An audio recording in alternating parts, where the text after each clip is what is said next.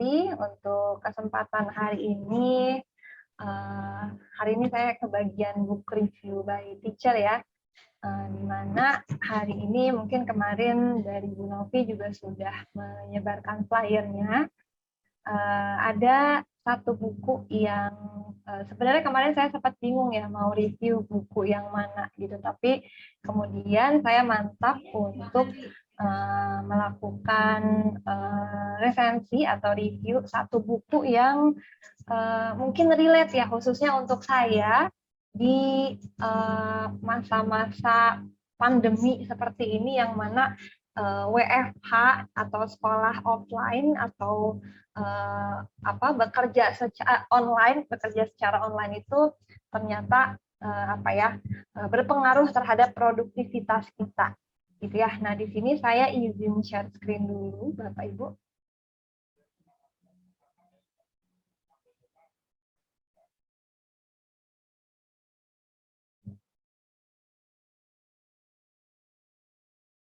Apakah sudah muncul? Masih, sudah. Sudah muncul ya. Nah, hari ini mungkin ini saya akan mereview salah satu buku nih dengan judul Make Time: How to Focus on What Matters Every Day. Ini karya Jack Knapp ya, mungkin bisa dilihat di sini karya Jack Knapp dan John Zeratsky. Gitu. Ini semoga benar ya cara bacanya gitu. Ini Jack Knapp dan John Zeratsky.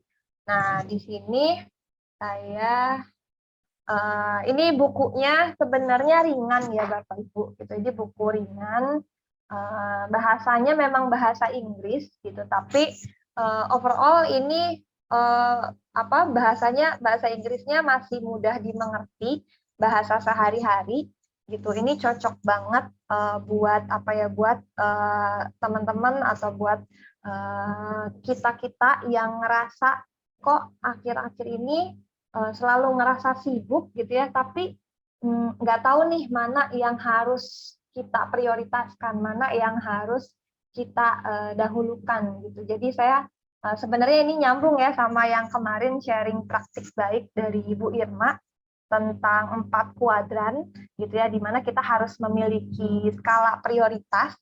Nah, di sini kurang lebih ini 11-12 mungkin ya isinya, di mana kan sebenarnya kita itu sama-sama ya, semuanya memiliki waktu itu 24 jam. Nggak ada yang punya waktu dalam sehari itu 30 jam atau 60 jam gitu. Semuanya sama. Presiden pun waktunya 24 jam sehari. Atau misalkan tukang dagang keliling pun waktunya 24 jam sehari. Atau misalkan kita pun Bapak Ibu guru gitu ya, waktunya adalah 24 jam sehari. Nah, di sini buku Make Time ini bukan isinya bukan buku yang membahas gimana caranya untuk punya waktu lebih dalam melakukan sesuatu. Tapi ini lebih ke make time, meluangkan waktu nih. Dari 24 jam ini kita mengatur waktu untuk bisa lebih meningkatkan produktivitas kita. Gitu ya.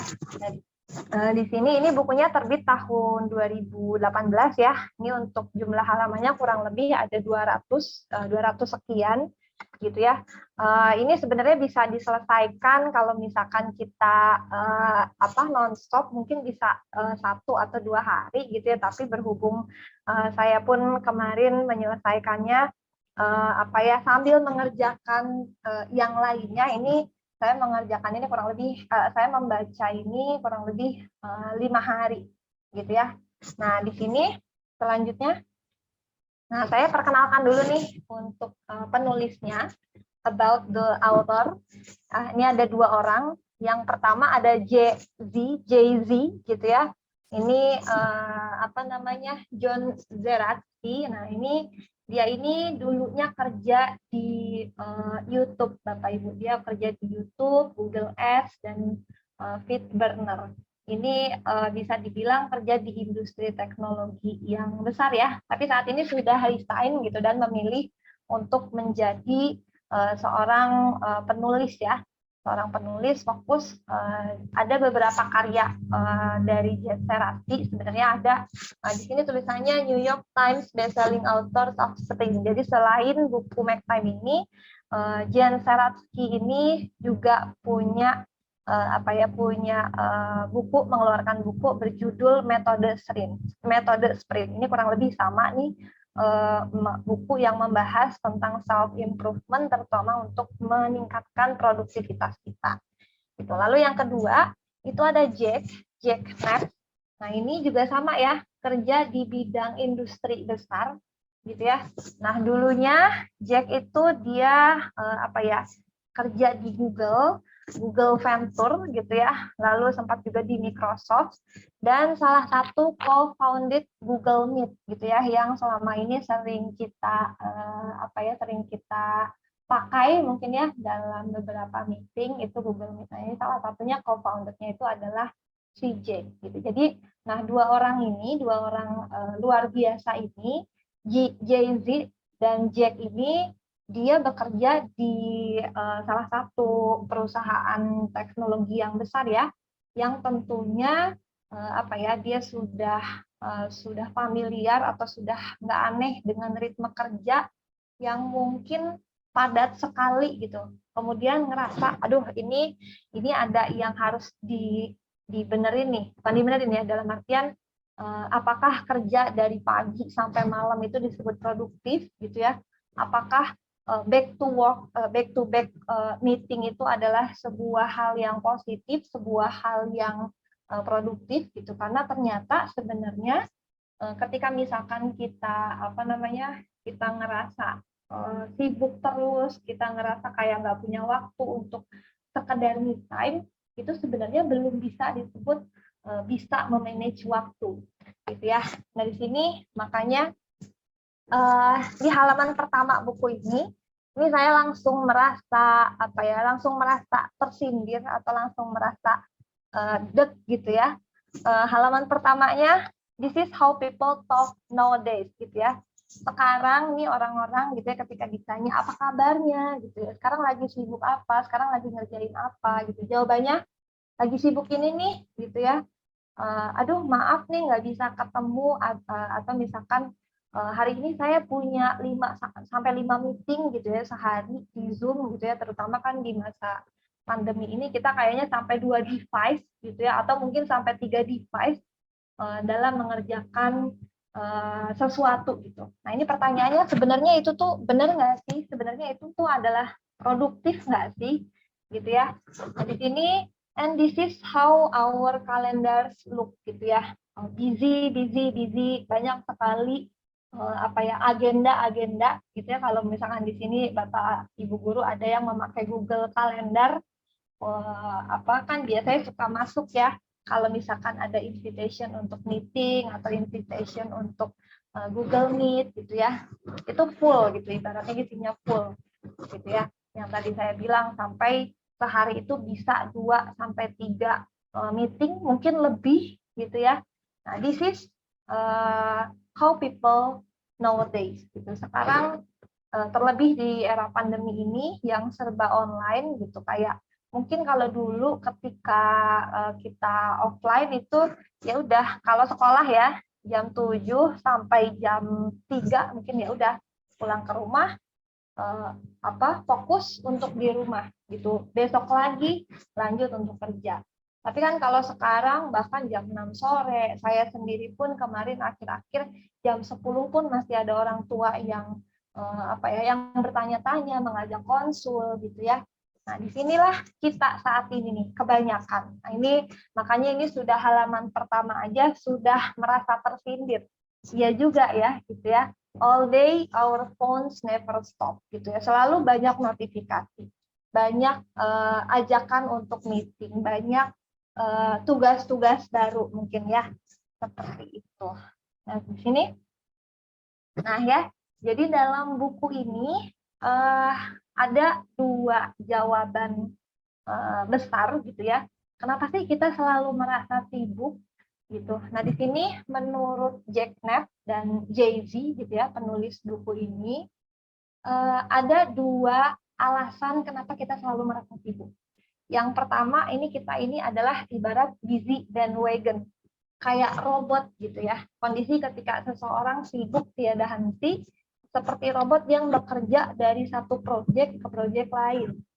Di satu sisi misalkan Bapak Ibu harus rapat MGMP, di satu sisi mungkin sekarang Bapak Ibu juga ada yang fokus jadi panitia US, atau di satu sisi harus ngerjain administrasi, di satu sisi di sekolah pun dari yayasan ngasih tugas mungkin ya, di satu sisi unit internal pun ada hal yang harus dikerjakan. Makanya tadi ya, back to back meeting tiada henti. Jam 10 sampai jam 11 misalkan meeting, nanti lanjut jam 11 sampai jam 12, nanti lanjut lagi sampai sore.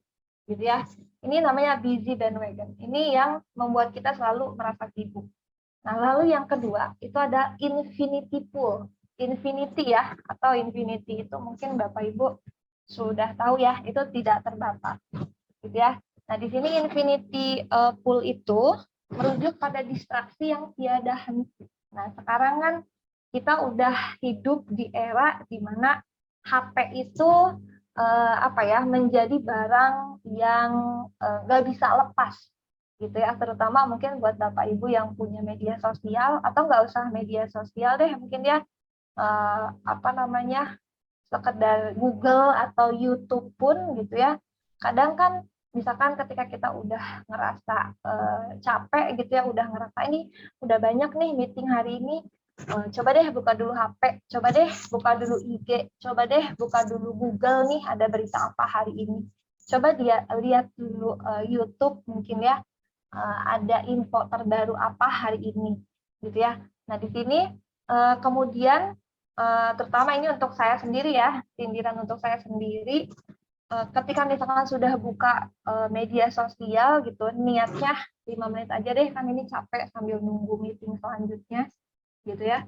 Tapi dari 5 menit kemudian scroll terus, refresh terus gitu ya. Buka lagi akun apa gitu ya.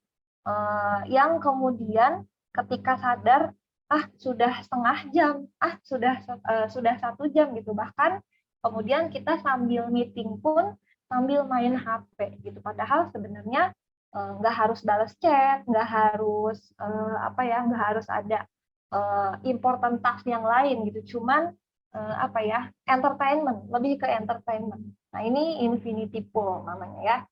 Seringkali kita menjauhi atau ketika kita udah ngerasa menjadi busy bandwagon, udah ngerasa menjadi robot yang sibuk, kita mencoba untuk ya udah ibaratnya kita santai sejenak, kita break sejenak gitu ya, buka dulu sosial media, buka dulu HP, buka dulu chat mungkin ya, chat dari grup yang mungkin tidak bukan grup kerjaan, grup komplek misalkan ya, atau grup hobi, atau misalkan buat bapak-bapak mungkin bisa buka newspaper di Google gitu ya, terus baca-baca, scrolling sampai nggak sadar akhirnya refresh terus dan nggak kerasa waktunya.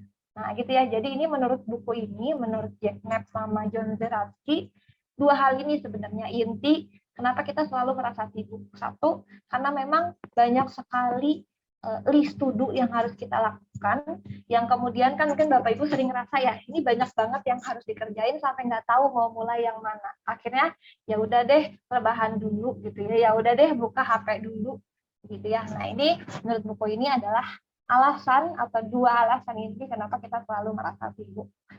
Nah, lalu di sini jadi gimana nih mengatasinya gitu ya. Nah, di sini ada 4 elemen penting ya dalam buku ini untuk make time gitu ya, untuk meluangkan waktu gitu ya, seperti yang tadi saya sebutkan kan sebenarnya kita ini semua dapat jatah waktu yang sama ya Bapak Ibu, 24 jam, saya dapat jatah waktu 24 jam, mungkin Pak Robin juga 24 jam gitu ya, tapi tiap individu itu bisa spend 24 jam itu dengan hal yang berbeda gitu. Nah, di sini ada 4 elemen penting gimana sih cara untuk meluangkan waktunya.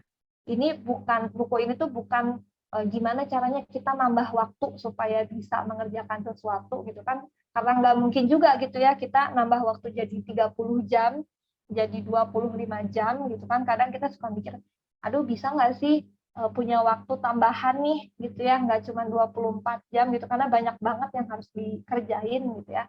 Nah, tapi buku ini adalah tentang gimana sih caranya kita make time, meluangkan waktu dari 24 jam ini kita bisa fokus untuk melakukan mana yang sebenarnya harus kita lakukan gitu ya.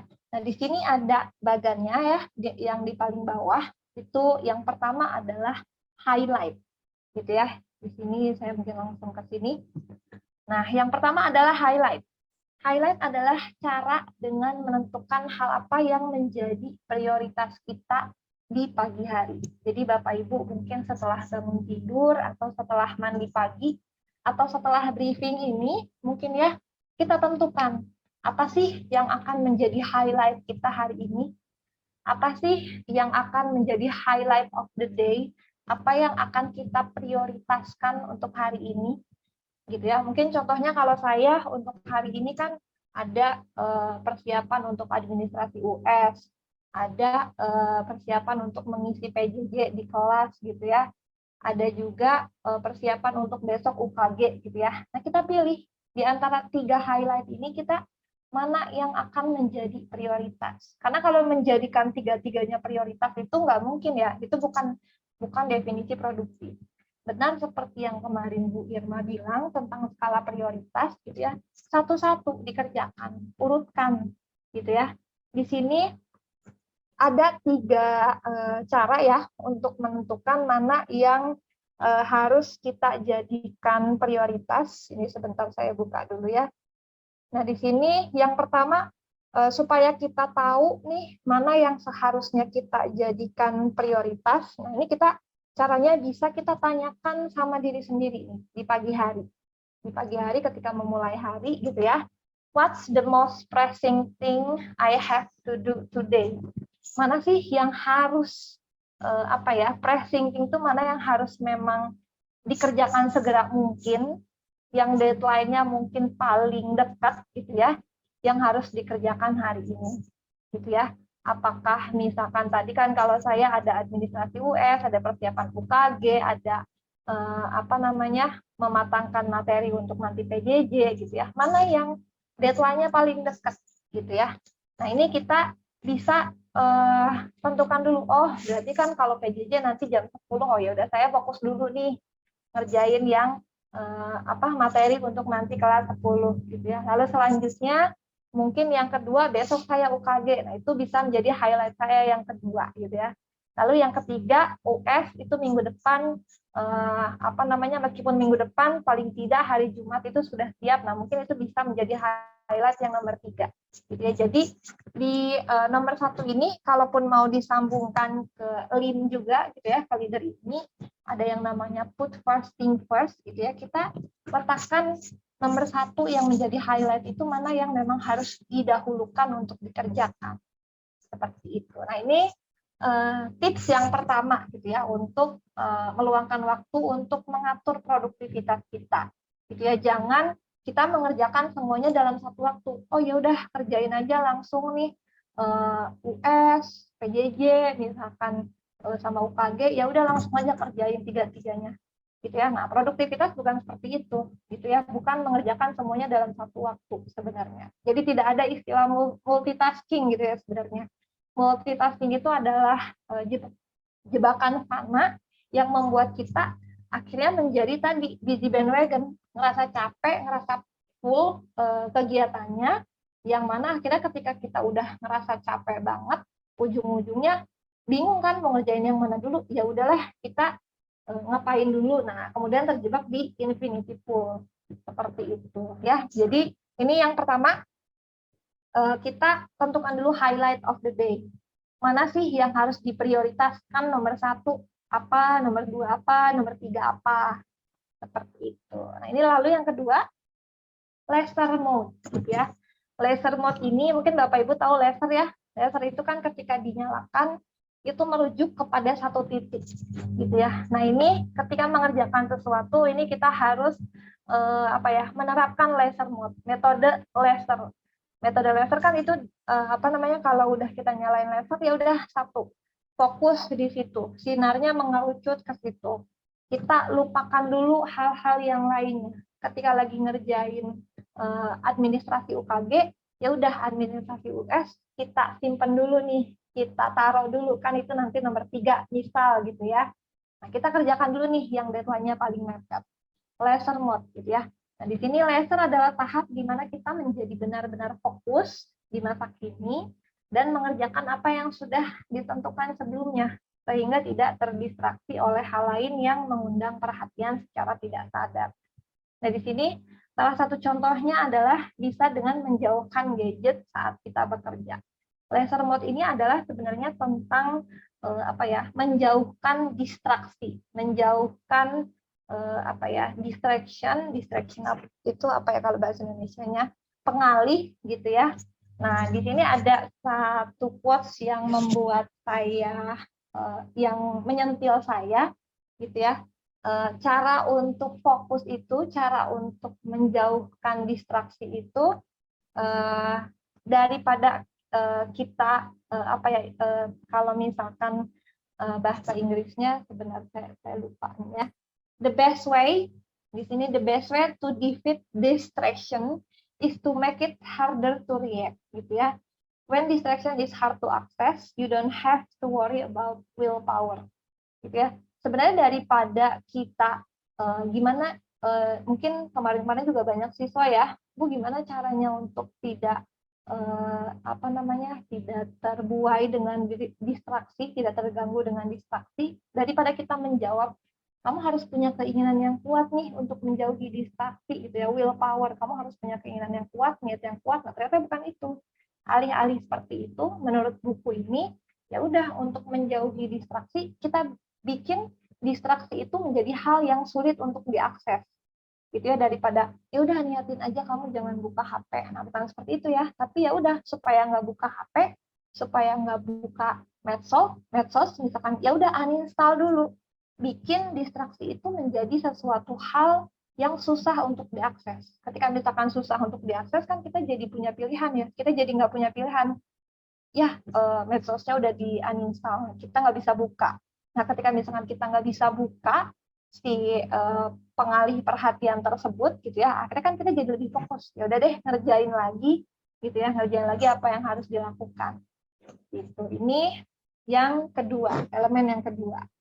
Lalu yang ketiga itu energize. Energize itu kurang lebih dalam Lean itu kita ada yang namanya sharpen the saw ya. Sharpen the saw di mana kita mengasah gergaji, kita harus tetap menjaga diri gitu ya, mengasah kemampuan, minat dan bakat, juga jangan lupa untuk self care. Dulu Bu Afifah pernah memberikan materi juga tentang self care gitu ya, karena self care ini penting, sebuah bentuk peduli pada diri sendiri, sebuah cara untuk sharpen the saw juga, karena dengan kalau misalkan kitanya sehat, kitanya fit, tentunya kita bisa melakukan pekerjaan-pekerjaan yang lainnya dengan lebih fokus gitu ya. Nah, jadi energize ini mengisi ulang daya baterai kita. Ibaratnya kan kita ini ya kayak sebuah baterai gitu ya. Misalkan pagi-pagi udah 100% gitu ya. Ketika misalkan sudah 20%, kan jangan dipaksa untuk tetap langsung ngerjain tugas-tugas ya. Tapi kita charge dulu. Kita misalkan kalau di rumah kita go food yang enak dulu misalkan ya. Atau misalkan jalan-jalan dulu, biasanya duduk doang, duduk di depan laptop gitu ya, kalau saya duduk di depan laptop, kelamaan nggak sadar, ketika misalkan kita udah ngerasa capek, kita berdiri dulu, entah itu jalan ke dapur, buka kulkas, cari makanan gitu ya, atau misalkan melakukan hal yang mencas gitu ya, menambah baterai kita. Gitu ya, kalau misalkan terus-terusan dipakai untuk mengerjakan sesuatu gitu ya kan akhirnya malah jadi lowbat ya, akhirnya bukannya malah tugasnya selesai tapi daya kita jadi nggak kuat, akhirnya tugas yang selesai pun nggak akan maksimal gitu ya. Jadi yang nomor 3 ini nggak kalah penting adalah energize. Energize membuat tubuh supaya kita bisa lebih fokus dalam jangka waktu yang panjang. Nah, ini jangan sampai juga keasikan, misalkan ya nih saya lagi energize, tadi habis Zoom panjang, sekarang saya lagi istirahat dulu, tapi istirahatnya 5 jam, misalkan gitu ya. Nah, enggak, kita tentukan juga waktunya. Misalkan kita istirahat dulu nih, selama 30 menit, boleh gitu ya. Kan habis Zoom selama 1 jam gitu ya, kita boleh istirahatkan mata dulu. Kalau misalkan dari pihak ketika misalkan sedang Zoom boleh mengizinkan untuk off cam, kita off cam dulu meskipun tetap nyimak, tapi misalkan sambil makan, nah itu juga boleh gitu ya. Karena kalau dipakai terus-terusan ibaratnya mesin gitu kan, nanti soak juga gitu. Nah, lalu selanjutnya refleks. Nah, ini yang terakhir di buku ini sebenarnya panjang ya Bapak Ibu. Jadi di dalam buku ini tiap elemen itu sebenarnya ada trik and tips gitu ya. Gimana caranya untuk meng-highlight sesuatu, gimana caranya untuk laser mode gitu, gimana caranya untuk energize dengan baik gitu ya. Tapi mungkin ini kita singkat saja ya, berhubung waktu juga. Nah, ini yang keempat, elemen terakhir nih untuk kita bisa mengoptimalkan waktu yang kita punya gitu ya. Setelah seharian kita beraktivitas, jangan lupa untuk merefleksikan diri gitu ya. At the end of the day, when you go to bed, take a few notes gitu ya. Ketika misalkan malam-malam nih udah bekerja seharian gitu ya, kita ingat-ingat lagi apa saja hal yang sudah dilakukan hari ini. Apakah itu bermakna gitu ya, atau misalkan ternyata banyak scrollingnya daripada highlight-nya, kita apakah hari ini ternyata checklist kita kan tadi pagi ketika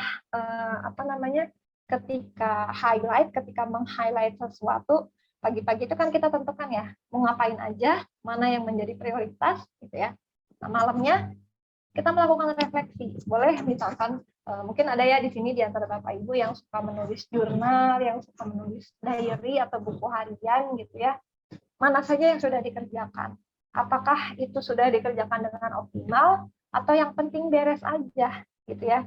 Yang penting beres supaya kita bisa langsung lanjut ngerjain yang lain gitu ya. Nah, ini kita merefleksikan diri kita, merefleksikan apa yang sudah kita lakukan gitu ya. Lalu tanyakan juga gitu ya, apakah target di pagi hari tercapai? Yang tadi saya bilang ya, pagi-pagi kan kita bikin daftar checklist ya. Oh, hari ini mau ngapain, hari ini mau ini, hari ini yang menjadi highlight nomor 1 itu mau melakukan A, lalu setelah itu mau melakukan B gitu. Apakah tercapai? Atau ternyata loncat-loncat gitu ya, jadinya saya melakukan hal yang lain dulu, atau ternyata mungkin di luar list, di luar notes, malah saya melakukan hal yang lain, tapi justru highlight yang sesungguhnya tidak dilakukan, gitu ya. Nah, itu refleks, gitu ya, merefleksikan, mengevaluasi mungkin ya, kurang lebih. Nah, lalu ini ya, what's your highlight of the day? Hingga akhirnya kita tanya, apa sih highlight hari ini? Apakah sama dengan seperti pagi hari? Apakah sama dengan yang sudah diniatkan di pagi hari? Saya mau mengerjakan A, B, C gitu ya. Atau misalkan ternyata cuman bisa dikerjain yang lain, tapi justru malah nambah juga kerjain yang lain. Nah, itu bisa kita refleksikan, bisa kita evaluasikan di malam hari. Seperti itu. Nah, di sini dari buku ini saya pribadi gitu ya belajar make time atau meluangkan waktu gitu ya, itu kita memilih untuk untuk bisa fokus dalam 1 atau 2 atau 3 hal gitu ya. Sebenarnya 3 juga kebanyakan ya, 1 atau 2. Sebenarnya manusia itu didesain hanya bisa fokus 1 sampai 2 hal aja dalam 1 hari. Kalau misalkan sampai 10 hal itu sebenarnya ditanyakan lagi, semuanya bisa dikerjakan dengan baik nggak? Gitu. Biasanya dari 10 itu pun cuma 1-2 yang kita benar-benar melakukannya.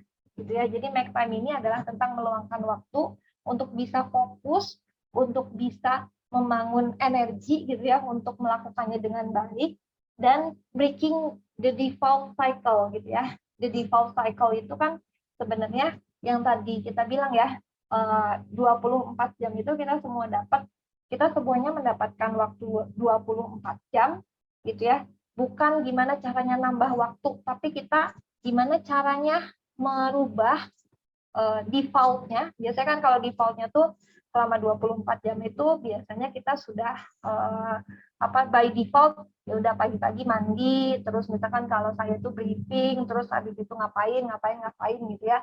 Nah, ini kalau misalkan making time itu, kalau misalkan ternyata banyak yang harus kita lakukan, kita change the default gitu ya. Change the default, merubah apa yang sudah biasa tapi ternyata belum maksimal. Nah, berarti kalau misalkan belum maksimal, berarti kita rubah nih default-nya. Kita rubah nih siklusnya.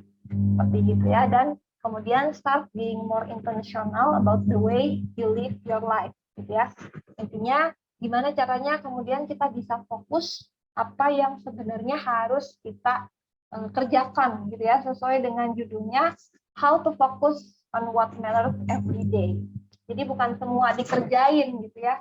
Kita kan bukan robot, kita bukan busy bandwagon gitu ya. Kalau misalkan kita jadi busy bandwagon, sangat mudah sekali terjebak yang tadi infinity pool gitu ya. Malah jadi kemudian ngerasa capek dan akhirnya nggak ngerjain apa-apa. Tapi kita pilih mana yang emang benar-benar harus kita kerjakan dalam jangka waktu yang sudah Tuhan kasih, yang sudah Allah kasih gitu ya, 24 jam. Jadi nggak ada orang yang dapat waktu lebih banyak atau nggak ada orang yang dapat waktu lebih sedikit, tapi gimana kita bisa memanfaatkan waktu tersebut semaksimal mungkin, seoptimal mungkin, dan target-target kita tercapai.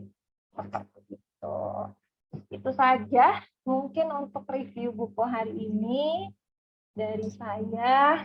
Semoga bermanfaat ya untuk Bapak Ibu semua. Ini adalah sebuah guide gitu ya. Ini bukunya bagus ya kalau menurut saya pribadi, karena memang banyak menyentil gitu ya. Saya pribadi banyak disindir, banyak kena sentilan gitu. Oh, ternyata harusnya seperti ini. Oh, ternyata kita nggak bisa multitasking nih gitu ya. Karena sebenarnya kita pilih dulu mana yang harus menjadi fokus kita.